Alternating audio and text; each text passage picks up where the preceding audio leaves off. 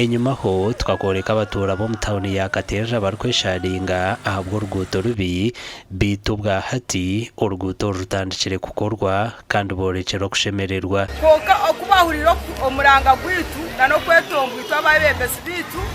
batahamani nabo kubaye babasa basindika greda yahatereza mwera bazimagarwa ritwaro kusimba kuhango munonga ko mutano ahabebembesi bitu ko beno ijana umushabazi ukishiko munagantwa mbweno gambaje itoba boda boda tusemerirwe tutembera mu nguto hagiye bizunka byabonke mutoko keji yagwa amishobora gazora bebembesi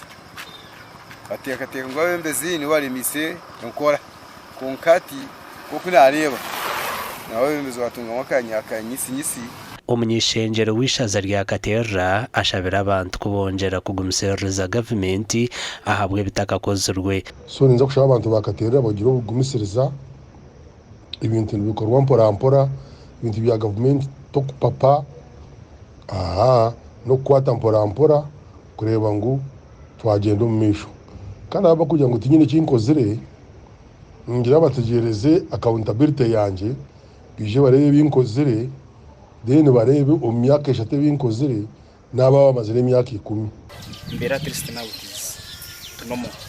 cyoko of course kakatera kwizina yake rigamba katera ne mari etera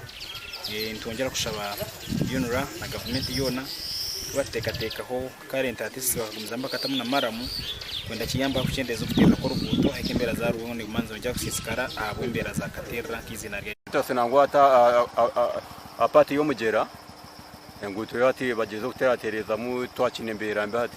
bamwe habicweka byo rwutoro byose rene biteganisa abaturage amakuru akagasha kwa Onesimus Ndianabo Omorubirizi.